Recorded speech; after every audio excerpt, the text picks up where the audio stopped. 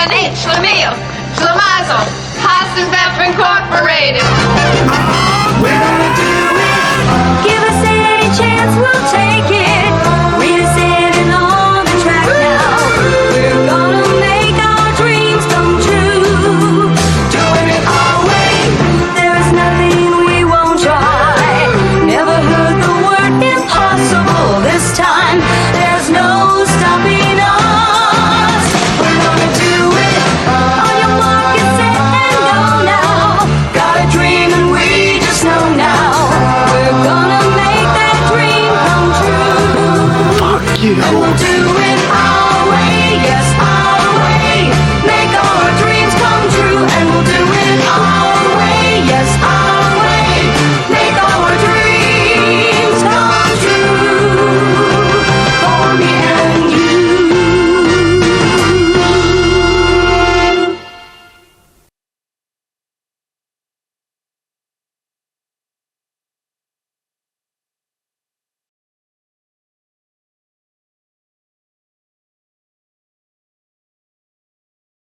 Edition. I am in Hudson, Wisconsin. Welcome to the show.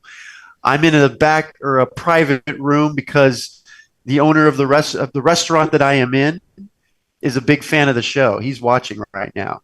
And I got with me Kevin Day. How you doing, Kevin? I'm doing great. Different atmosphere today. I'm in a different, you're like different in office. You're in a weird empty office. There's not even anything in there. It is. Yeah, that's actually surprisingly right. And you can't even see that, but it is. Yeah, we actually started to move out of this office, but I needed it today. So we're back for just today. Yeah.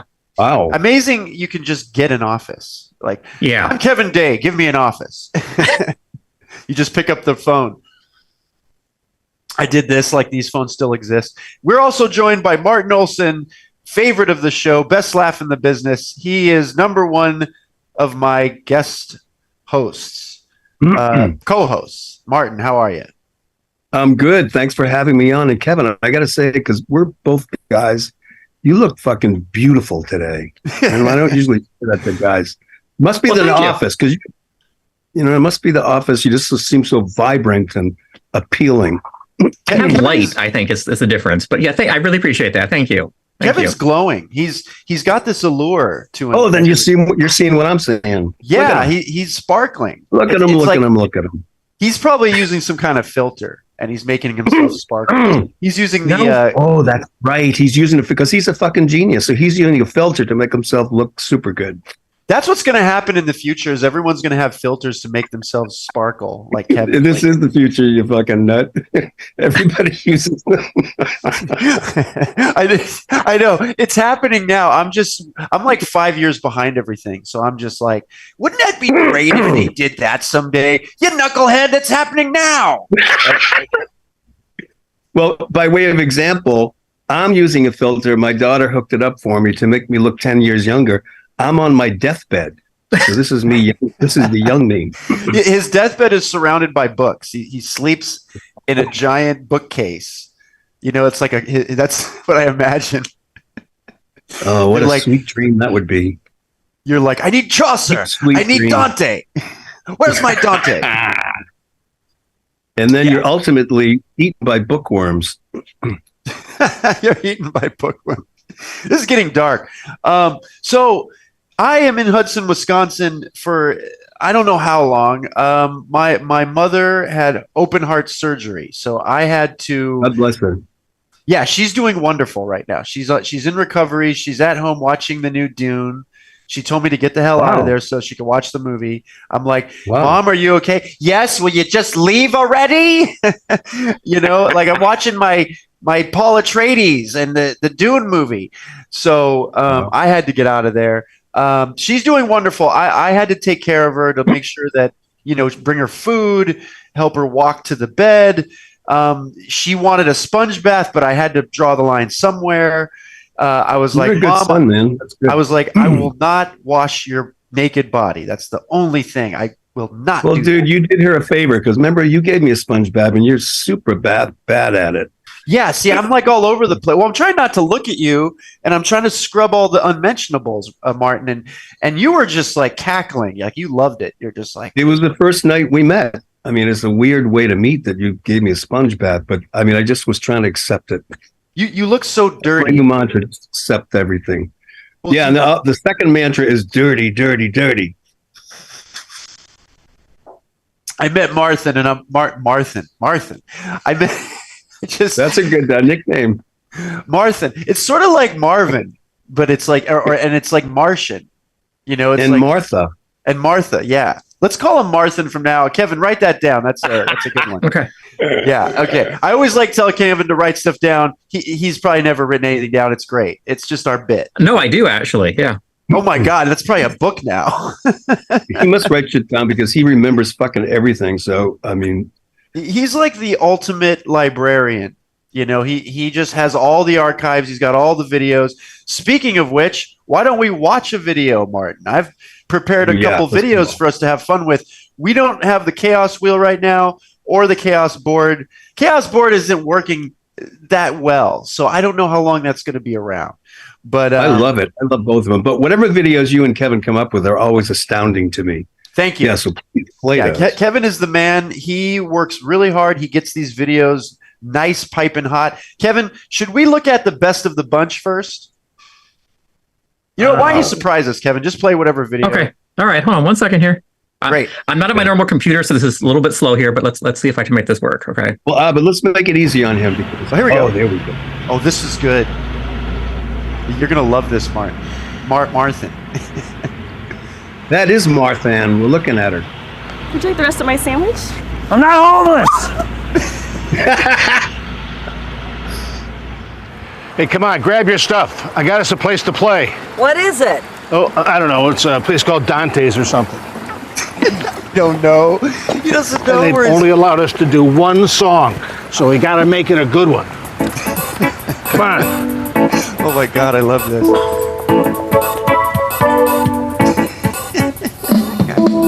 Taste the biscuit.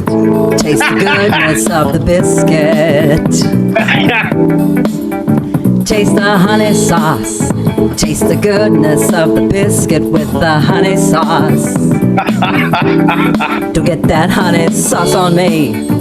I don't like the way it tastes with my chicken wings. I don't know what this is. Taste the biscuit. Taste the goodness of the biscuit. Taste the butter spread. Taste the goodness of the biscuit with the butter spread. Can we get her on the show? I want to... Get your butter spread all on me.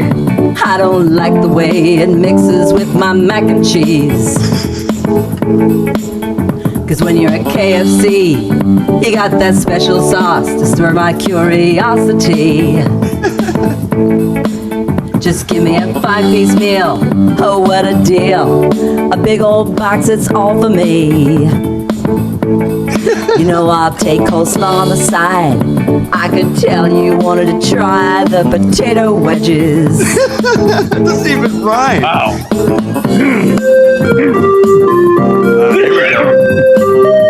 It's like Rayman Manzana.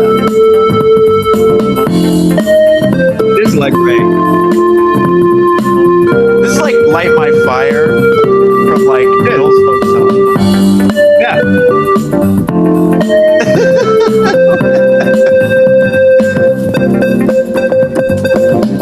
Taste the biscuit. Wow. Taste the goodness of the biscuit. Wow.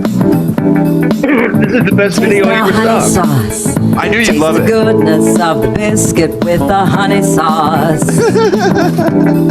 Get your honey sauce on me. I don't like the way it mixes with my chicken wings. Yeah. None of that honey sauce on me. I don't like the way it tastes on my chicken wings. Take us out, Moose. Moose. Taste the biscuit.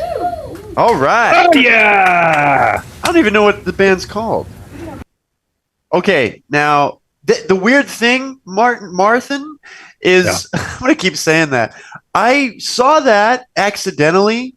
Like I think it was linked to another video I was watching. It was just like on the next up, and then I just saw like this old lady singing in a thrift store, and I'm like, okay, I gotta watch this, whatever this is. and my Oh my mind God. was blown. And then I think I looked, and it's all over the internet now. Like everyone's watching it. Oh, really? It went viral literally the next minute. And Wow. like, yeah, Kevin, have you seen it before? Are you aware? I'd seen a link to it, but I didn't click on it. But I think I'm going to have to find more of this now. I need to find if this is a band and book them on the show, like Yeah. now, Get because them on the show immediately. In fact, you should have made, well, this is stupid saying you should have, but having a fake out whereby it looks, Kevin and you conspire to make it look like it's a live feed. And then you thank them afterward. oh my God, that would have been genius. Because everyone in Wisconsin looks like that. I swear to God, like everyone here looks like that. So that could have been shot here and filmed like in the store somewhere here. You know, crazy thing is Martin, I just love it here. I'm becoming so like a mainstay Really? in town. Like everyone knows me. Like I'll walk into a store like, Really? hey Marty, how you doing? Hey Linda, what's up? And I just turn into Robin Williams there. But it's like I go to this chocolatier across the street, Kanoki's, and it is just like the ice cream is homemade. It's amazing. Like they have a peanut butter scotcheroo ice cream. And if you know what a scotcheroo is, my mom used to make them. It's like peanut butter and chocolate crispy bar, like Rice crispy bar. And there's a fucking ice cream. And it's like I can't get enough of this town. And you know, they had an arts festival, so I got like this little like it's a belt, but they made it into kind of like a wristband. And yeah, and I met this girl and she gave me these oracle cards, and it's like women of the earth. So each card is like a woman blended into the environment, and each card gives you sort of like what your day is going to be. Like focus on this, don't do that. Like an oracle. So you get like a daily oracle from these deck of cards. You just shuffle them, and then you pick one. Isn't that a right wing thing? The oracle cards, don't all the Heritage Foundation people and Trump and all those people, isn't that a thing? I hope you're making that up because I've never heard that. I have never heard that. that is scary. You are making it up, aren't you? It would be great if everything shifted on Earth, if the Earth's pole shifted, and suddenly all the left wingers are Jesus freaks and all the right wingers are fucking New Age. That's like a good script. That would be a really good movie. I think in a way, left wing people are becoming right wing people because like they will with age. Remember the yuppies? That's right. Those guys. Hippies turned into yuppies. Chicago. Yeah, the Chicago 7, all those fucking guys, they ended up being Wall Street idiots. That's right, because what happens is you're rebellious in your youth, but then when you get comfortable and situated and rich, like the Beatles, you start to become like your enemy. You become like the way Vader went from Anakin to Darth Vader. You know, it's like he was cool and like a hippie, and then he just got like rich and powerful and became a monster. Or George Lucas. Abed, Kevin, that is like, what? How does that work? I mean, are we just superficial morons that just follow trends and we think that there are opinions? Or, I mean, we're not like that, are we? Maybe we are. We must be, right? You know, it's weird because you could probably become that and not realize it. Like, those guys couldn't have realized it, right? That's the scary part. Or the scary part funny is part. like. It's both scary and funny because I think it's scary if you know the person, but it's funny if you're just watching from afar, and you're like, look at him become an asshole. Isn't that great? Oh, you know what? That brings up a different topic that I've been fascinated with recently. You mind if I ask about it? This is it's on my mind. Please. With humor, because we're all comedy writers here, and when did comedy and horror mix? When did that start? That's such a fascinating mixture. It's hard. I'm gonna say Abbott and Costello Meet Frankenstein. Maybe that was it. Because that I think it's the first movie I can think of where they combine both, where you're watching horror characters interact with comedians. And I guess that makes sense because it was them doing their shtick, but in the trope of a horror movie. I think you're right. I feel like it's weird that you asked that question because I feel like someone else has brought that up, and then that was the answer. Because that's the earliest that I can think of, which is like the 40s or early 50s. But I don't. It might be mid 40s, but I don't know if there's an earlier thing. I'm not sure.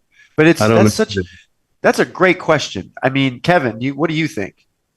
See, I don't know. Like, I was totally prepared to say like the 70s, 80s screwball horror comedy movies, and then I was no, it goes further back than that because like Addams Family, and things like that, and then even further back too, some of the early black and white horror movies had humor elements, and then I thought back even further.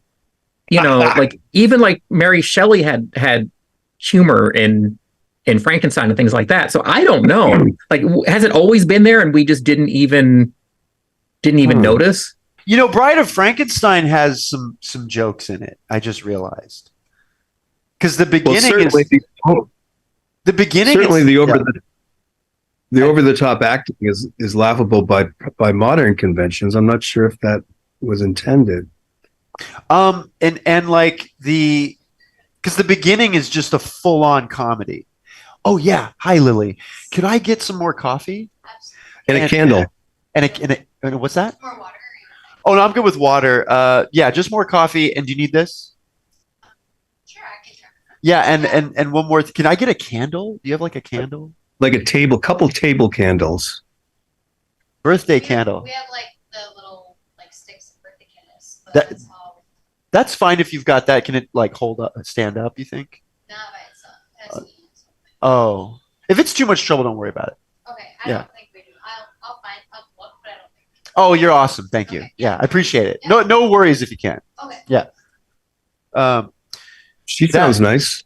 Yeah, everyone here is like the nicest people that's the thing, Kevin. I don't want to leave because it's like it's the opposite of LA. It's like LA, it's like, get away from me, you fucking idiot. And it's like everyone on the street is like kicking you in the face or throwing some dog shit at you. And it's like you're dodging stuff and you're trying to be funny and hilarious, but you can't, it's like you want to cry or nurse your wounded knee. But it's like here, everyone is so polite. I mean, I can go into any like establishment and use their bathroom. Isn't that just a function of population density, what you're discussing? Because New York is the same way, right? Chicago's the same way. I think when you stuff people into a city and they're all compacted, it's like you're shoulder to shoulder with some idiot and you just don't want to be there and you don't want that person taking up your space. So you get really defensive. And here it's just wide open. Everyone's got their spot, and that's the great thing about it is that it's just spread out. I'll tell you a quick anecdote. Like I was helping my mom, right? And she was just very demanding. And she wanted wallaby licorice, black licorice. And I was like, Mom, well, where can I find that here? I don't know where anything is. And then she says, well, you'll just go find it. It's at this place. It's at that place. It's at Walmart, for fuck's sake. I go to Walmart. They don't have it. I go to Target. They have the red and not the black. And it's like, I don't know what to do because I'm so terrified if I come back without licorice, my mom will give me this face like, did you really look for it? You know what I mean? Like she doesn't really believe anything I say. So anyway, I find the licorice. I think it was at a Walmart. Or sorry, not a Walmart, like a Walgreens. So then I bring it back to her and she's like, well, you should have gone to Fleet Farm. And I'm like, I don't know what the fuck that is. I am like, do not know anything about any stores. How would I know it's at Fleet Farm? And then I went to Fleet Farm and it was like guns, fishing, camping. It's like farm equipment, farm clothes. It's like the craziest store. Toys, with all respect to her, at Fleet Farm, you should have bought a gun and then just come up and blown her head off. Well, I mean, God bless her. Enough is enough. Yeah, I mean, I didn't finish the story, but yeah. Oh. I mean, no. Yeah, offense. enough is enough, Abed's mom. Yeah, no offense. She gets cranky. I mean, the worst was like when I came back, like, you know what I mean? Because like she won't be like, "Oh, that's okay, you tried it." It's like, "Oh, okay, I see. I see how it is. All right, all right, all right. Hey, all right, try no, something. fine." Set up a classic situation like that where you're going to lose, and when you come back empty-handed, have your phone out and tape the interaction, and then play it back for her. Oh, I would never. You know, you don't want to cross her. Put horror music behind it. The thing is, Martin, you don't want to cross her. You want to just nod your head and agree, because our fights get bad. Where she's like, "You know what? Leave. Just get out. I don't need you." And it's like she gets so worked up, and she's got the heart thing. So I gotta just like, "Yes, Mom. You're right, Mom. Oh, I'm an idiot, Mom." And she called me an idiot. She's like, "What are you, an idiot?" Well, then I hope you say the obvious, which is what I say to my wife. Yes, I am an idiot. We're all idiots, all men. Thank you so much. Oh yeah, that'll be good. Yeah. I got a little candle here. See. Oh my God, she's the best. Thanks, Lily. Yeah, everyone here is awesome. I mean, you just got to come here. It's Hudson, Wisconsin. It's my new spot. I'm going to be here for a while. Martin, you'll never see me again. That's interesting, man. I thought that you were making it up and just saying that you were from Wisconsin because it sounded funny. It sounded funny. Yeah, it does sound funny. You know what's crazy, Martin? Like I mean, I wasn't in a slump because I was working on a lot of projects, but as soon as I got here, I immediately started writing every day. And wow, I realized the trick. You don't plan to write. It's just a part of your daily routine. You're like, I'm going to go here, and then I'm going to write, then I'm going to go home. And so I've written sometimes twice a day, but I'll write just little pieces. So it'll be like, today I do a paragraph, tomorrow maybe 2 pages. It's always different.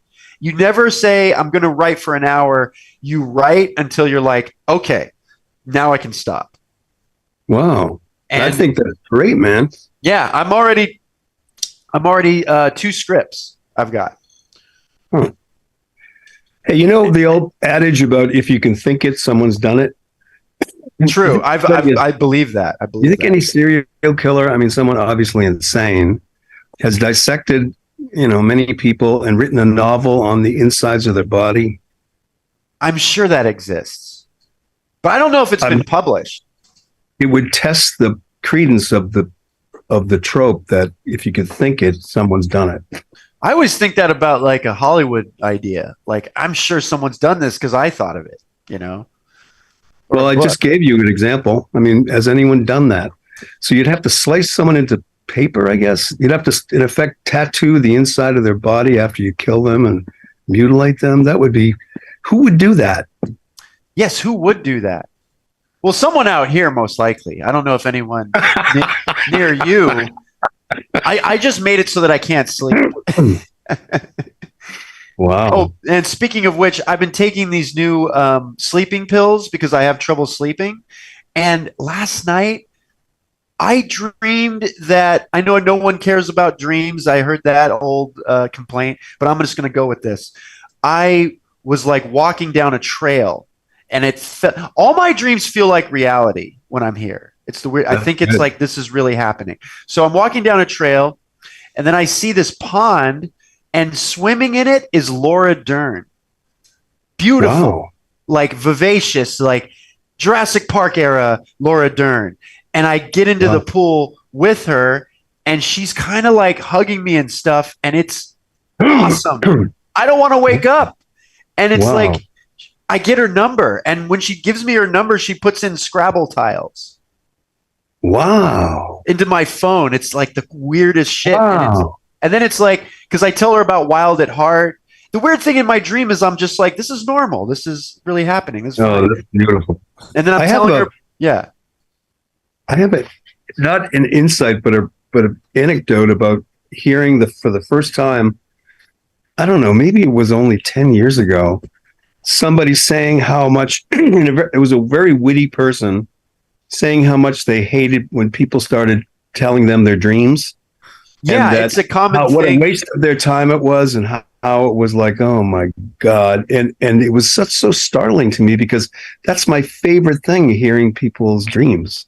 That's So why I was like, I think Martin likes this stuff. I think it was that the people who do that are witty because it's sarcasm, which is negative. And that type of humor is a put down, right? Yeah. Which I never liked, even when I was a kid. But those type of people are very prevalent now in humor. It's true. Humor, you're so right. Humor, it seems to have gotten darker and people are meaner. And when I watch commercials, everyone seems to be like a jerk. Like that's what's funny.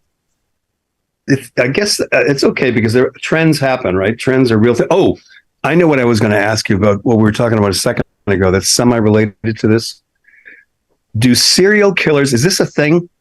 Do serial killers sleep like babies?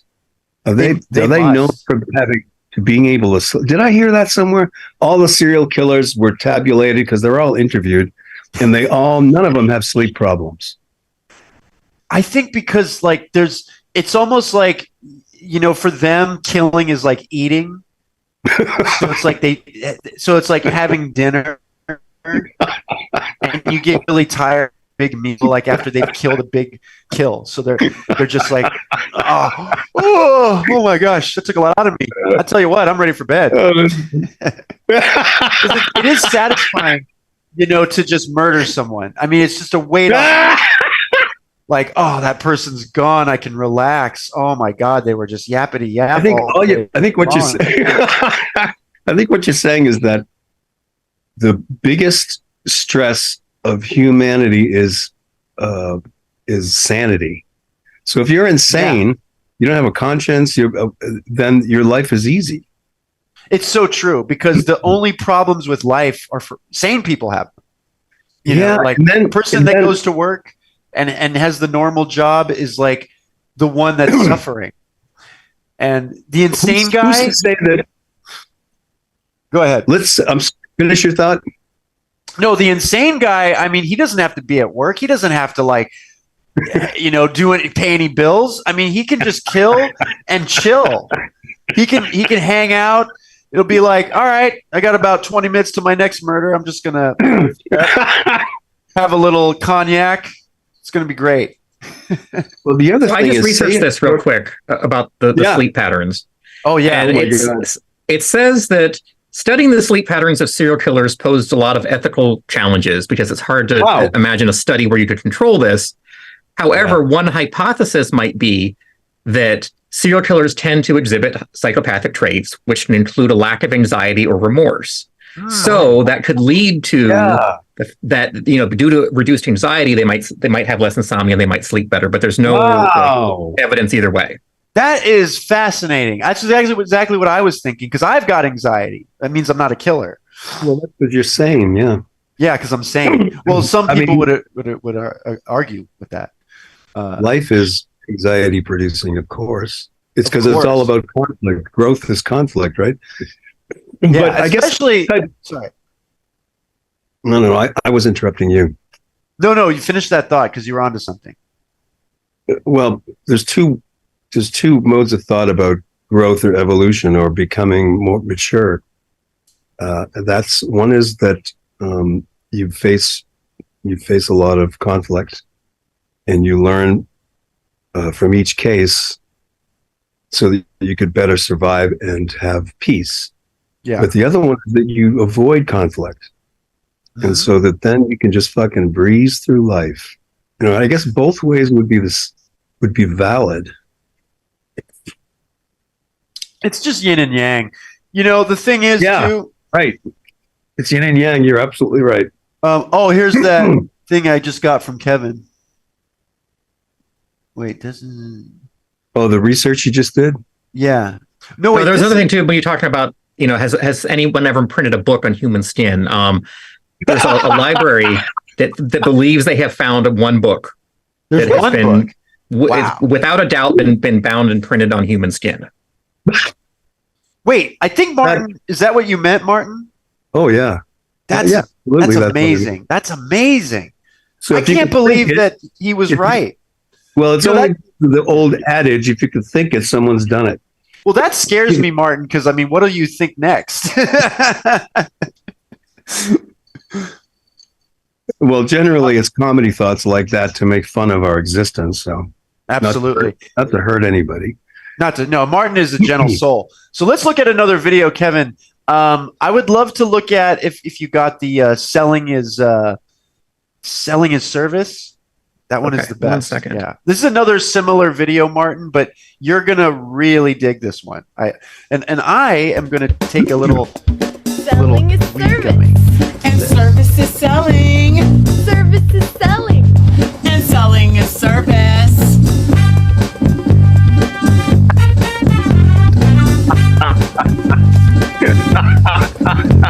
I'm selling to the customers to make them feel all right. I'm buying all these products with oh so much delight. I can help you find anything you could possibly want. Such ostentatious goodies that I can flaunt. Selling is service. And service is selling. Service is selling. And selling is service. Wow. Is that a dentist? Wow. Hello there, Nikki. How you doing today? I'm in a good mood, and it's here to stay. I've got a customer here that wants an Ulu to buy. I'll send one right over. I've got plenty in supply. Hello there, sir. I got some news for you. Your product is coming. It'll be here by 2. Service is sell. Selling is service. Selling is service. Service is selling. Wow, this is incredible. This also, I think, went viral. Wow. Like when I found it. And I don't like to sell. I'm an unhappy person. Everyone can go to heck. Complain, complain. That's all I like to do. My kids are rowdy. The weather is Here's the talented one. and I'm feeling sick too. Hello there, Jill. I love the sick. They call me Happy Pete. I came to the store to buy myself a treat. Do whatever you want. It's Spencer. I don't really care. Just leave me here moping in the depths of despair. You look so unhappy that you're gets making dark. me sad. It's got really I dark won't real buy fast. as much. I know. Cause now I feel bad.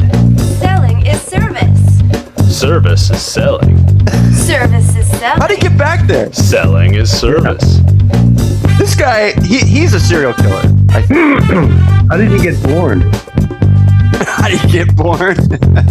How about a service oh, dashing in jade? If you buy this Usyk, you'll have it made. We've got keychains and mugs Usyk. and shirts to fit your budget. Buy all your gifts here. Everyone will love it.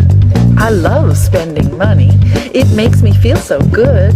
Look at all this cute stuff. Who cares if I should? Selling is service.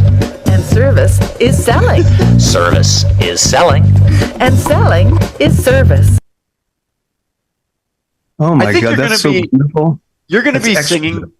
Yeah, you're going to be singing that all day long. Because I could watch that all day. I think Isn't that great?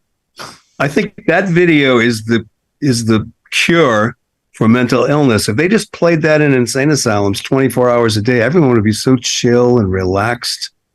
You know, Kevin, did you see that before? I have seen that one before. Yeah, that was. Oh my, yeah. That reminds me. So I grew up in Nebraska.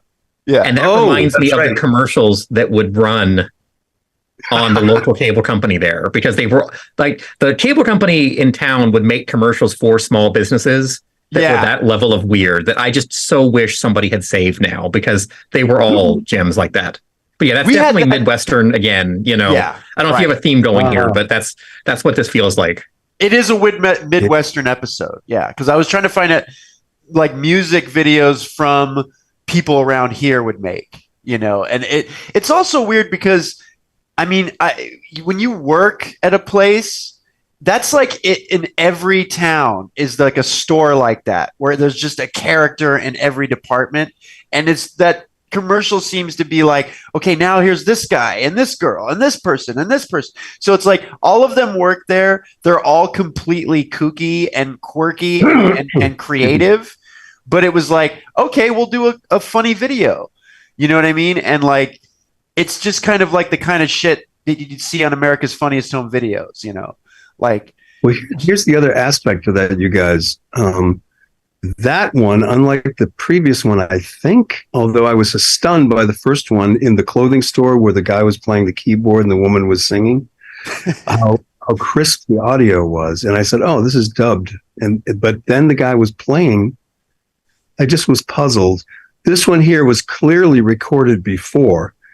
They just told everybody what's going to be coming up and they just mouthed it because the audio was so pristine. And right. Oddly enough, that's something I learned from the comedy writer Jeremy Kramer. When we started writing sketches together on Comic Strip Live, we were the head writers of it. And he said, no, he says, you're not taking advantage of sound. I said, what are you talking about? What's sound got to do with comedy? He said, everything. Everything. And we started using sound effects and stuff during the show and music cues and it just made all the difference. So this last one we saw was a pre-recorded tape that they just did section by section. Good. Thank you. Yes, absolutely, Martin. So nice. Absolutely. So nice checking through it. No, I told them to check on me from time to time that it would be fine. Martin, you're so right. Sound is because when you said sound effects, I'm like, you know, it's weird because I used to love Howard Stern and listen to him every day. And the genius in the show is Fred.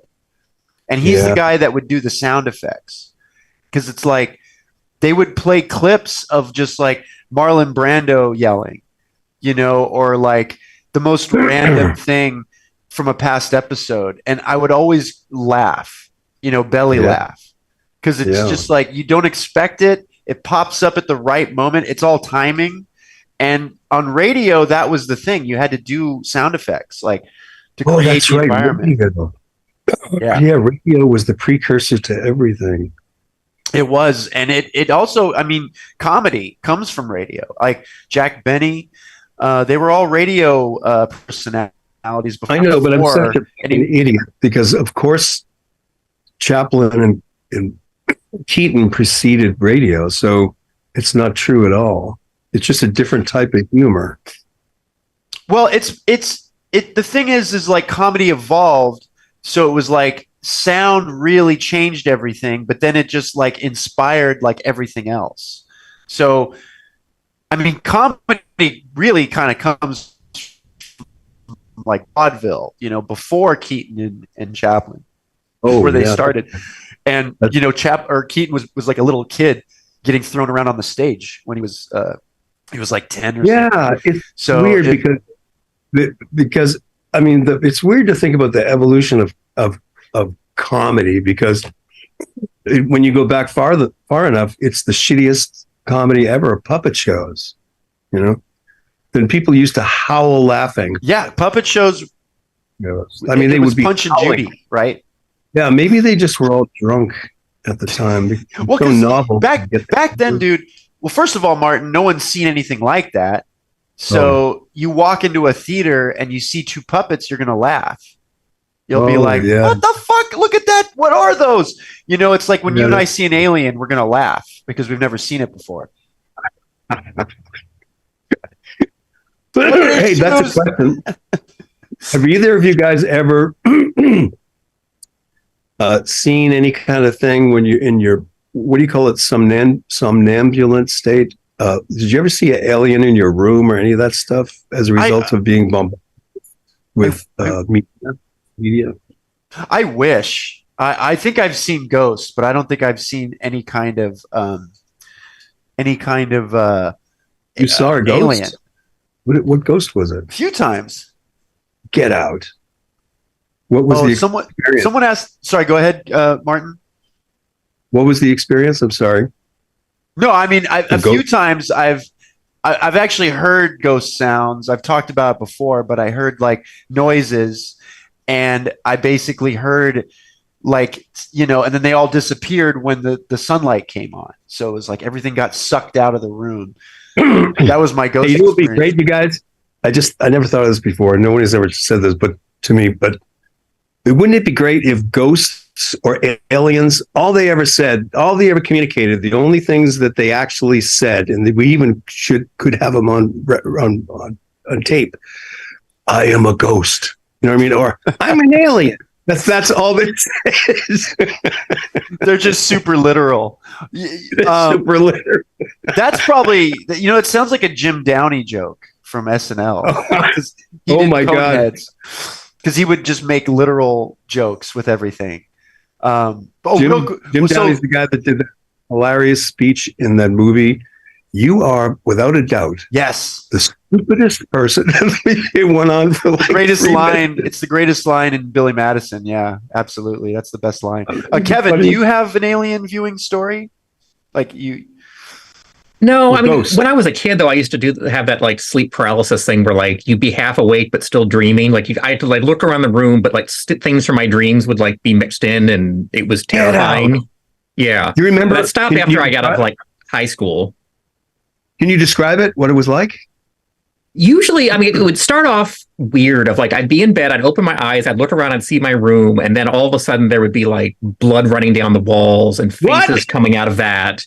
And like, it was just like, just like worst LSD trip ever. And like, but like, and I'd, conscious know, okay, this is a dream. I know this is a dream, but like part of your brain that like stops you from thrashing around when you're dreaming still is kicked in though. So you can't move, you can't control anything, you can't, Yeah.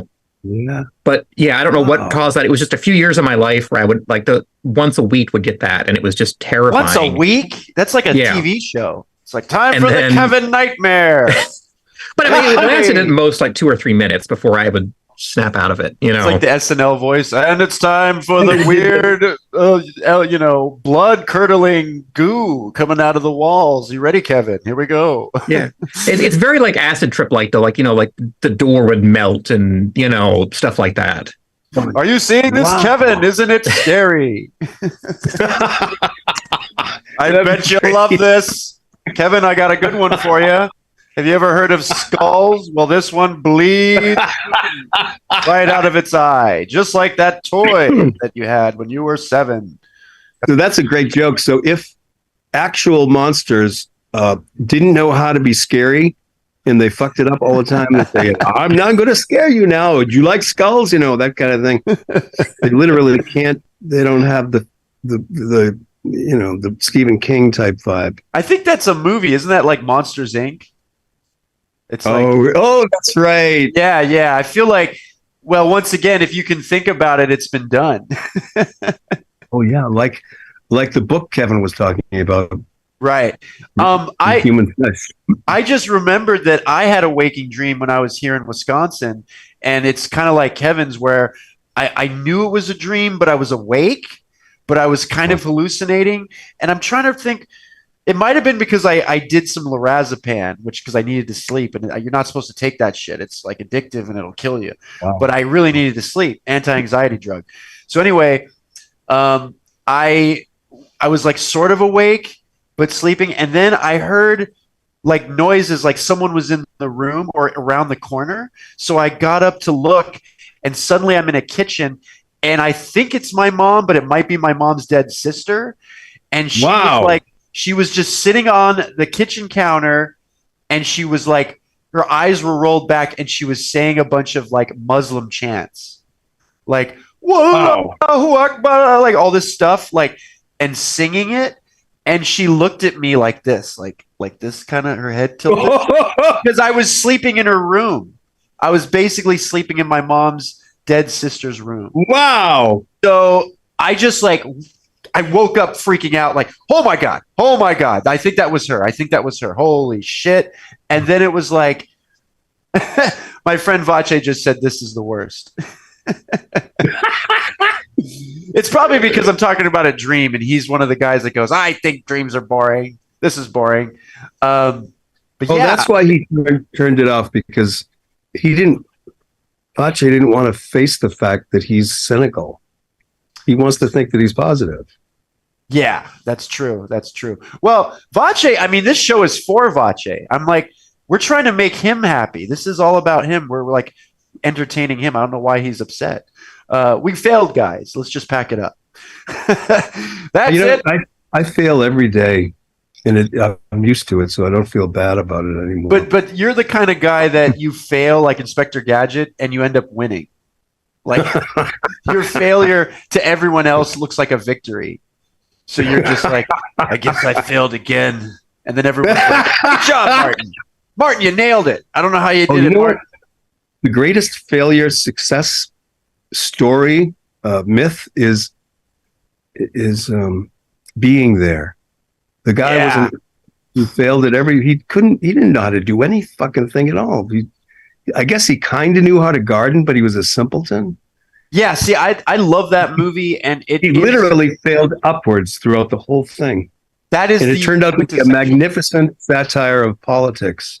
It's so good, and Peter Sellers is amazing. It's like the blank expression that he has of just being so aloof, and it's just like he can't do anything but succeed, and he becomes like the president's best friend, right? His advisor.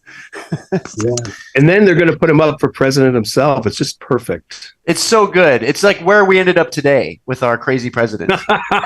So Aaron Pierce has a little request here. She wanted to know my favorite funny sound, and right off the bat, it's got to be the Goofy when he falls. It's the Yahoo! Like, I guess that's not a sound. It's Kevin. What exactly is she asking me? I'm not really sure. She said that in the middle of you talking about stuff a while back, though. I know. I'm trying to get to everyone's questions here, but it's like, it distracts me and it throws me off. Really quick, everyone. I'm going to do this. It's like a weed gummy. I got to be quiet, but it's like this crazy Delta 9. Wow. And here you can buy weed like at the liquor store. It's like liquid weed or Really? gummy weed. Yeah. It's just, it comes in packages. It's pretty cool. Wow. From Stacks Family Farms. Check them out. Wow. So where were we? Now, that's good. It's like a gummy weed. I think the most fascinating thing I've heard today is Kevin's story about his sleep paralysis when he was between those 4 ages, I guess. And he, what did you say? It was only about 15 minutes, maybe? You just were sort of guessing, but. Yeah, I mean, it felt like it dragged on forever because it was sort of like borderline terrifying. But it was obviously short because like I could see the clock, and I used to have this thing too where I'd always wake up a few minutes before my alarm went off every time. Yeah, and I think that's what would happen. Kind of is like my brain would like half wake up, but not fully. Yeah, that happens when you have to set an alarm. You always wake up before. Kevin, you know what? My father, who was a house painter and the greatest dad ever, he never used an alarm clock. I said, how do you get up? Because he had to be up fucking early because he was a house painter and he had to be we lived out of town and he had to get back into the city. And he said, I just tell myself what time I'm going to wake up. I said, Dad, what are you talking about? How does that work? Yeah, how does that work? I don't know. My father told me, and that's what I do. I just don't use an alarm clock. And he would always wake too. up. Get out! But Kevin is your father. For one, I think that's why, though, I always wake up before my alarm goes off, is that I know it's about to happen. But I found as I gotten older, though, like I can still do it. But if I know I have an alarm set, I won't wake up without the alarm. But if I know there's no alarm set and I have to be awake at a certain time, 99.9% of the time I wake up on time then. Because Kevin is like he is a clock, basically. He's like a living clock. Well, that's the implication. I said to my dad when he told me the same thing is, Dad, that implies that there's an internal clock that you're not aware of in your system. He said, I guess it's a little like whatever hypnotism is. And that made me think, what is hypnotism? What is hypnotism? I mean, recently I was watching on YouTube videos of hypnotists, and it was like fucking gross, doing hypnotic shows at high schools. And they'd bring like 6 kids on stage to sit in folding chairs in front of all the kids. Oh, I went to an assembly at school where that happened. Get out. What was it like? It was crazy because I talked to everyone that was hypnotized and asked them, and they didn't remember what they did. Get out. Yeah. And one guy, the person said, "Hey, you have peanut butter in your mouth." And so he started talking like, "I can't talk. I'm just," and he started like mumbling. And it was like weird because like he didn't have peanut butter in his mouth. And I remember that. And I just remember that one kid, and everyone was like laughing hysterically. And it's like, when I talked to him, he was like, "Oh, I just remember I woke up and I was looking around and people were laughing and like gasping." Do you guys think that, because you both know what I'm talking about with these high school demonstrations, because the biggest, eeriest, talk about scary or funny, it's scary and funny, is that we accept that they don't remember being hypnotized and they're not lying. And yet the guy who was the mastermind, the master of ceremonies in a fucking suit, putting them all to sleep and they instantly go under, those guys are all around us. Yeah, and so absolutely. Maybe we're just their pawns. Maybe all of us are just controlled by these hypnotists that let's say there's 10,000 of them in a city and they just control everything, including us right now. They could actually be controlling what the content of the show is, depending on their investments. It is. The show is chaotic. I mean, I try to adhere to whatever the moment wants me to do. So maybe you're right. You're probably onto something. I would say that you're sort of like that, Martin, that you're a bit of a hypnotist. How so? Because I don't feel like the main thing for me, the only thing I know about myself is I like funny stuff and I don't want anybody to get hurt. And I don't have any desire to control anybody. I want everyone to just do their fucking thing. But see, you're doing that in a way that then you are controlling everything and you are hurting people because you're the first guy to say you're not doing that. So it's like automatically putting that in our minds so we'll never suspect you. Wow. And then it's like he truly is the man behind the curtain, you know. What an evil genius I am. Well, yeah. Those hypnotists got banned from my high school because one year they did a thing where basically he told anybody who wanted to could stand up and he was going to hypnotize the entire audience. Oh, what? Wow. And our school had this big old, built in the 1920s auditorium that was this beautiful theater. And it had a balcony. And one girl in the very front row stood up and did it and fell right over the edge of the balcony onto the... Yeah. Oh, God. So... Yeah. Damn. Which that's was amazing. Obviously not what he was aiming for. He seemed, mortified by the whole thing. She didn't get hurt, actually. She landed on somebody else, but was fine. Oh, but, wow. Yeah. That's so cool. Why didn't that happen in my school? I like that idea. This hypnotism conversation is amazing. I saw a movie, Martin, where all the actors were hypnotized. Get out. Yeah, it was like a Werner Herzog movie. What? Yeah, it's like Heart of Glass. And I got to break this down immediately. It's insane. I mean, get ready to I had to watch commentary after every scene because I was confused. Because at first I was like, what the hell's going on here? Why is everyone acting this way? He hypnotized all the actors. They had to agree to do it. And then he had to bring them out immediately after 4 minutes. So you could only hypnotize each person for 4 minutes. Otherwise, they'll go insane if you don't bring them out of it. What are you talking about? That's in the commentary. It's like incredible. And like the movie's disturbing as all get out. It's like, All right, here's what it says about it. In a rural community, a local artist known for making brilliant glass sculptures dies without passing on to anyone the skills of his trade. Is this a different movie? No, it's the same movie. That's the story of the movie, but all the actors are hypnotized. So they're all sort of walking in a daze. You know what I mean? Like the whole time. And it's like, real quick, everyone, we're almost out of time. I have a Patreon. And if you go to Patreon and look up my full name, Abed Gaith, only $5 a month gets you every past episode of Abed Hour. So you can see, and they're uncut. So it's going to be the full thing. I have exclusive content there too. So there's that. I got that out of the way. glad I remembered. And one more thing. I need to plug the place I'm at. It's called Post American Eatery. So if you're in Hudson, Wisconsin, go to 225 Locust Street in Hudson, Wisconsin, and tell them Abed sent you and get a sandwich because they're excellent. That's right. And if you hurry, Abed's there right now. Go quick. Yes, go. If you hurry, you can have dinner with me because I'm about to have a dinner here. Well, that was fun, guys. Thanks for having me on the show. Absolutely, Martin. And this was great, guys. I hope to be back in town soon. Not sure when, but when I get back, Martin, we're going to have to hang out with, remember our two friends you introduced me to, those two writers. Oh, that's right. In closing, though, I think in the Midwest, in Wisconsin, actually, there's a mythic plug, like a stopper on a sink. And if you find that, you pull it, all of civilization just gets sucked down into nothingness. So see if you can find it out. Gotta find that. Yeah. I'd like I'm going to search for the eternal. It's what is it called? The wipe away plug. The yeah, that's good. The wipe away plug. Thanks, guys. It sounds like a product from the Good House from the 80s.